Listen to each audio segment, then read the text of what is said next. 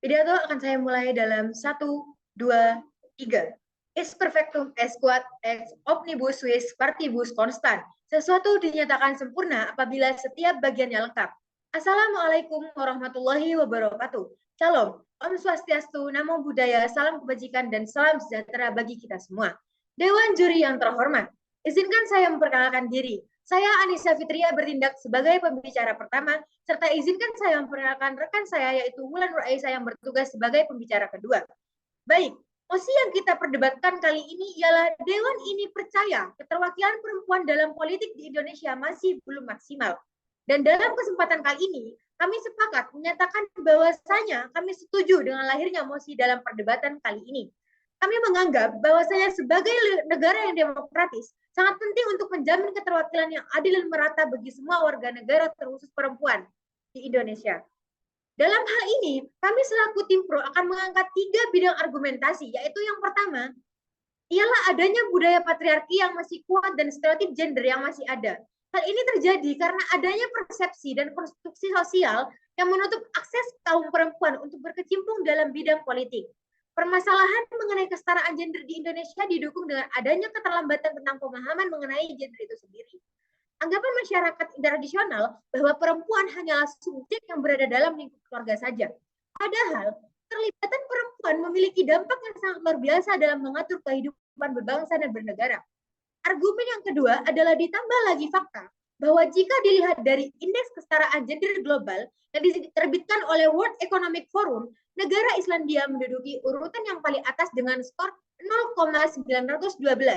Walaupun belum mendapatkan skor 1 atau mencapai tingkat kesetaraan gender yang sempurna, namun Islandia menunjukkan betapa tingginya usaha negara tersebut untuk mencapai kesetaraan gender. Lantas, bagaimana dengan Indonesia? Dalam Global Gender Gap Report, Indonesia berada pada peringkat ke-87 dari 146 negara yang dinilai. Hal ini menunjukkan bahwasanya kesetaraan gender di Indonesia masih kurang maksimal atau bisa dibilang masih rendah. Argumen yang ketiga ialah hal ini tidak mencerminkan pengamalan ideologi dan dasar negara, yakni Pancasila, lebih tepatnya pada sila kelima, yang berbunyi keadilan sosial bagi seluruh rakyat Indonesia, yang bermakna bahwa seluruh rakyat Indonesia harus mendapatkan keadilan sosial yang merata, termasuk keadilan bagi perempuan dalam mendapatkan ruang sosial yang sama dalam masyarakat, terutama dalam dunia politik. Demikian pemaparan argumentasi dari saya. Selanjutnya akan dibacakan oleh rekan saya, Wulan Nur Aisyah, selaku pembicara kedua.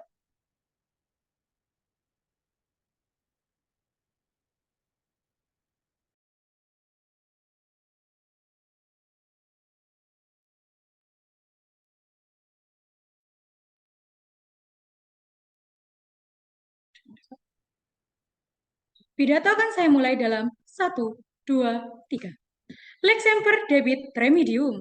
Hukum selalu memberikan solusi.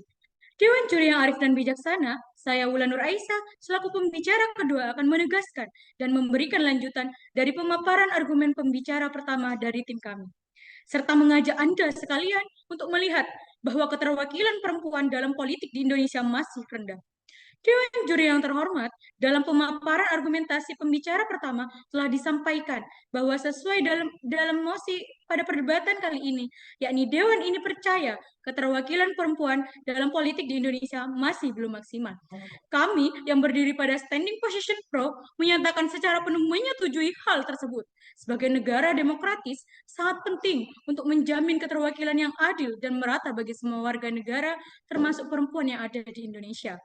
Dewan juri yang arif dan bijaksana, Indonesia merupakan negara hukum yang berlandaskan pada Pancasila dan juga Undang-Undang Dasar 1945, di mana pada Undang-Undang Pemilu yang mewajibkan partai politik untuk mencalonkan minimal 30% dalam daftar calon legislatif mereka. Namun perlu kita ketahui Dewan juri yang terhormat, rekan saya telah memaparkan bahwa di lapangan belum terjadi pemaksimalan pengimplementasian dari undang-undang tersebut. Sebab pada kenyataannya, jika kita mengacu pada pemilihan umum 2019, hanya 20% kursi di Dewan Perwakilan Rakyat yang diisi oleh perempuan. Hal ini menunjukkan bahwa perempuan masih belum sepenuhnya diakui dan diwakili dalam proses pengambilan keputusan politik di Indonesia. Selain itu, menurut Indeks Kesetaraan Gender Global yang diterbitkan oleh World Economic Forum pada tahun 2021, Indonesia berada di peringkat ke-116 dari 156 negara dalam keterwakilan politik perempuan. Hal ini dilatar belakangi dengan adanya budaya patriarki yang masih kuat dan stereotip gender yang masih ada, di mana adanya stigma bahwa perempuan tidak cocok untuk terlibat dalam politik karena dianggap lebih lemah atau tidak kompeten. Sehingga partisipasi mereka perempuan di ranah politik dianggap kurang penting atau bahkan dianggap tidak wajar. Dilansir dari website Kemenko PMK.go.id bahwa rendahnya angka keterwakilan perempuan di parlemen sedikit banyak berpengaruh terhadap isu kebijakan terkait kesetaraan gender dan belum mampu merespon masalah utama yang dihadapi oleh perempuan. Perlu adanya upaya dan komitmen yang kuat dari pemerintah dalam terwujudnya kesejahteraan yang berkeadilan gender dengan terus mendorong tercapainya kuota 30% keterlibatan perempuan di parlemen serta mengikis ketimpangan gender dalam politik. Demikian yang dapat kami sampaikan dari kami, mengajak kolega sekalian untuk setuju dengan argumentasi kami sebagai pihak pro. Kurang lebihnya kami mohon maaf. Wassalamualaikum warahmatullahi wabarakatuh.